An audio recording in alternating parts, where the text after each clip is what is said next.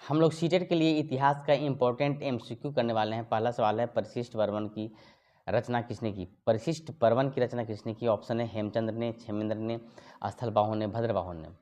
तो परिशिष्ट वर्मन की रचना की थी हेमचंद्र ने। ऑप्शन नंबर ए इसका सही उत्तर है।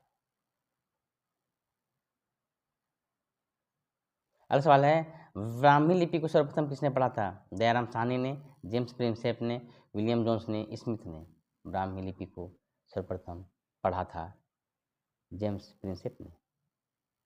ऑप्शन नंबर बी इसका सही उत्तर है। अगला सवाल है, आर्य शब्द मूल रूप से किस भाषा का है? German, Roman, Hindi, Sanskrit. आर्य शब्द मूल रूप से संस्कृत भाषा का है। अगला सवाल है, आर्य किससे परिचित थे? घोड़ा, नाव, पीपल, उपरोक्त सभी। आर्य किससे परिचित थे? आर्य सभी चीज़ों से परिचित थे। उपरोक्त सभी आंसर है। घोड़ा भी से भी, नाव से भी और पीपल से भी, उपरोक्त सभी से परिचित थे। अगला सवाल है, आर्य किससे परिचित नहीं थे? जौ, दूध, चावल, आम। आर्य किससे परिचित नहीं थे? तो आर्य हमारे जो थे आम से परिचित नहीं थे। बाकी जौ, दूध, चावल से परिचित थे, आम से परिचित नहीं थे। अगला सवाल है, सिंधु सभ्यता के लोग कितने स्थलों की सिंधु सभ्यता के लगभग कितने स्थलों की खोज की जा चुकी है अब तक? 500, 1000, 1500, 2000। सिंधु सभ्यता के लगभग 1000 स्थलों की खोज की जा चुकी है अब तक। अगला सवाल है, किसे मृतकों का टीला कहा जाता है? आसान सवाल है। चंदुदड़ो, लोथल, मोहनजोदड़ो, सुरकोटदा। मृतकों का टीला कहा जाता है मोहनजोदड़ो को। बहुत मजा। मोहनजोदड़ो को मृतकों का टीला। अगला सवाल है, मोहनजोदड़ो का सबसे ऊंचा टीला कौन है? जी टीला, एफ टीला, स्तूप टीला, थाना टीला। मोहनजोदड़ो में बहुत सारे टीलाएँ हैं, जिसमें से सबसे ऊंचा टीला कौन सा है? तो इसका आंसर हो जाएगा स्तूप टीला, सबसे ऊंचा टीला है। अगला सवाल है, 2 पहिए का तांबे वाला रथ किस स्थल से प्राप्त हुआ है? हड़प्पा, लोथल, मोहनजोदड़ो, सुरकोटदा। 2 पहिए का तांबे वाला रथ किस स्थल से प्राप्त हुआ है? आंसर हो जाएगा हड़प्पा, हड़प्पा से प्राप्त हुआ है। अगला सवाल है, मैक्स मुलर के अनुसार आर्यों का निवास कहाँ था? भारत, मध्य एशिया। मध्य एशिया ही था, टेंशन नहीं लेना।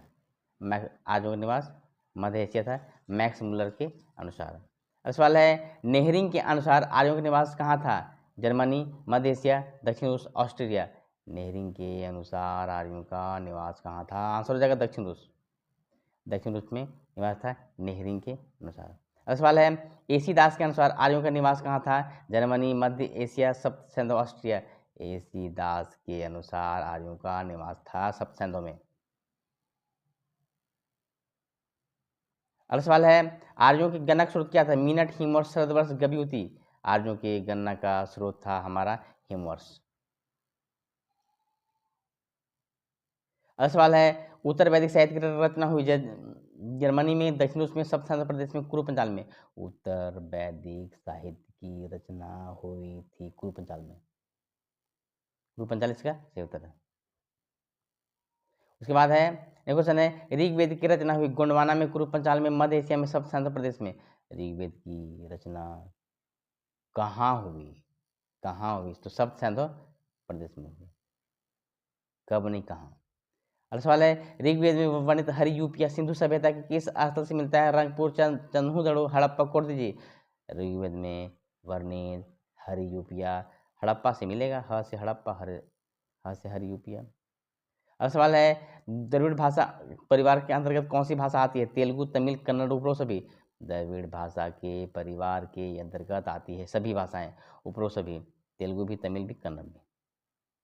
अगला सवाल है, इनमें कौन सी विशेषता आर्य जाति की थी? उठी हुई नाक, उन्नत मस्तक, लंबा सिर, उपरो सभी। कौन सी विशेषता आर्य जाति की थी? आंसर हो जाएगा उपरो सभी।